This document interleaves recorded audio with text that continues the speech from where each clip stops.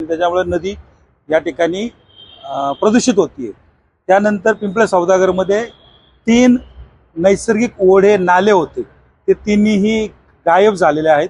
तोही शोधून काढून त्याच्यावर कोणी कोणी अतिक्रमण केले, कुठल्या बिल्डरने अतिक्रमण केले, त्यांना कोणी कोणी सहकार्य केले, हे सगळ्या परची या ठिकाणी मर्यादा दिलेली आहे। मी खरंच अर्थाने सांगेल निवडणूक आयोगाला की 4-4 कॅमेरे शहराध्यक्षांवर लावा, म्हणजे तुमच्या लक्षात येईल की कुठल्या ठिकाणी किती पैसा खर्च होते। माझ्यासारख्या सामान्य कार्यकर्त्यावर जो तुम्ही कॅमेरा लावणार आहे, तो सुद्धा कॅमेरा शहराध्यक्षावर लावा, म्हणजे तुमच्या लक्षात येईल। स्थानिक स्वराज्य संस्थेच्या निवडणुका लागलेल्या आहेत। कालच आचारसंहिता जाहीर केलेली आहे। प्रभाग क्रमांक 28 मधील एक तडफदार नेतृत्व म्हणजे भाई विशाल जाधव यांच्याशी आपण चर्चा करणार आहोत। नमस्कार। नमस्कार।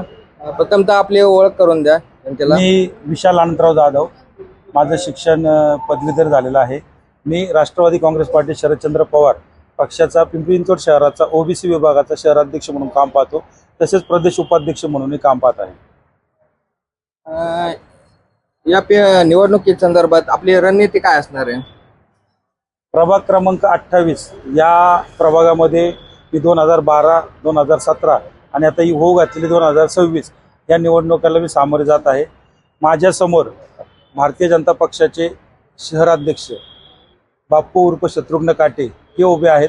खऱ्या अर्थाने त्यांनी ओपनमधनं उभं राहायला पाहिजे, कारण त्यांच्यासमोर जर तुम्ही म्हणताय की राष्ट्रवादी काँग्रेस आणि भारतीय जनता पक्ष पिंपरी चिंचवड शहरामध्ये वेगळे लढणार आहे, तर त्या दोघांनी जे काही समोर राष्ट्रवादी काँग्रेस पक्षाचा ओपनचा उमेदवार असेल त्याच्या विरोधात शत्रुघ्न काटेंनी उभं राहायला काही हरकत नाही आहे। कारण जर खरंच तुम्ही या शहराचा, या वार्डाचा विकास केला असेल तर 100% तुम्ही ह्या ओबीसीसाठी जो काय आरक्षित वार्ड आहे तो सोडून तुम्ही ओपनमध्ये लढू शकता। नक्कीच। या प्रभागातील 3 मोठ्या समस्या कुठल्या आहेत ज्या आतापर्यंत सुटल्या नाही? ह्या प्रभागामध्ये सर्वात मोठी समस्या आहे वाहतूक कोंडीची आहे, दुसरी समस्या आहे पिण्याच्या पाण्याची आणि तिसरी समस्या आहे सांडपाण्याची। पिंपरी चिंचवड महानगरपालिका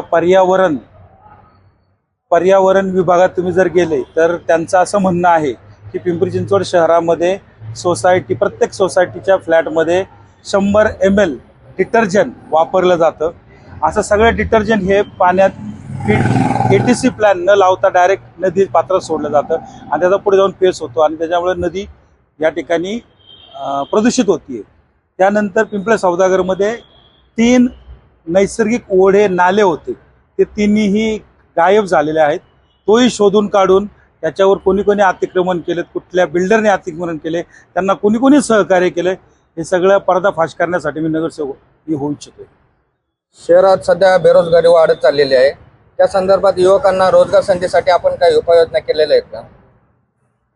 तुम्हाला चांगलं माहिती आहे की ह्या शहराचा विकास हा राष्ट्रवादी काँग्रेस पार्टी शरदचंद्र पवार साहेब यांच्या दूरदृष्टीने झालेला आहे।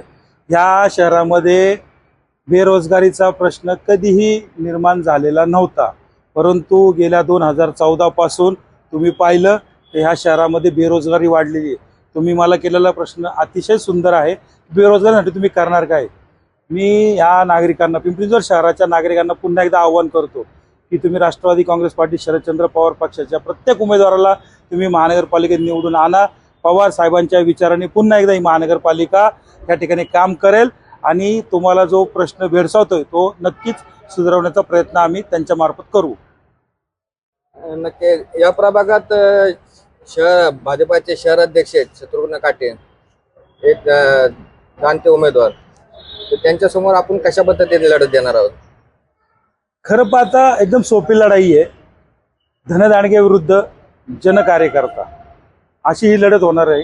मी त्यांच्या इतक्या तरी खर्च करू शकत नाहीये। महानगरपालिकेने, निवडणूक आयोगाने 13 लाखाची या ठिकाणी मर्यादा दिलेली आहे। मी खरंच अर्थाने सांगेल निवडणूक आयोगाला की 4-4 कॅमेरे शहराध्यक्षांवर लावा, म्हणजे तुमच्या लक्षात येईल की कुठल्या ठिकाणी किती पैसा खर्च होते। माझ्यासारख्या सामान्य कार्यकर्त्यावर जो तुम्ही कॅमेरा लावणार आहे, तो सुद्धा कॅमेरा शहराध्यक्षावर लावा, म्हणजे तुमच्या लक्षात येईल। माझी काय ऐपत नाही, मी एक बलुतेदार आहे, मी लॉन्ड्री व्यवसाय करणारा व्यावसायिक आहे। मी कष्टाने काम केलेलं आहे आणि कष्टाचे पैसे आहेत, जे काय 4-5 लाख रुपये माझ्या कष्टाने मी सेव्हिंग केलेले आहेत, तेच मी या निवडणुकाच्या खर्च करणार आहे। आणि 100% पिंपरी चिंचवड शहराचा यावेळेस कायापालट हा होणार आहे आणि वार्ड क्रमांक 28 मधून मी या ठिकाणी निवडून येणार, हा दावा माझा फिक्स आहे. नागरिकांना काय आवाहन करा प्रभाग क्रमांक 28 मधील? तुम्हाला जर या ठिकाणी वाहतूक कोंडी, पाणी प्रश्न आणि कचऱ्याचा प्रश्न, या 3 प्रश्नाला जर तुम्हाला सुपडा साफ करायचा असेल तर विशाल जाधव हेच नाव तुम्हाला योग्य आहे. आणि विशाल जाधव ओबीसी प्रवर्गातून उमेदवारी घेत आहे. त्यांना तुम्ही सहकार्य करा, मतदान रूपी आशीर्वाद द्या, एवढीच मी या ठिकाणी आवाहन करेन. नक्कीच प्रभाग क्रमांक 28 मध्ये चुरशीची लढत होणार आहे. हो, बरोबर बोललो. तर या प्रभागाकडे नागरिकांची बरोबर. आतुरतेने वाट पाहत आहे, ही लढत कशी होणार आहे. मी जितेंद्र गवळे, वृत्तशक्ती न्यूज, पिंपरी चिंचवड.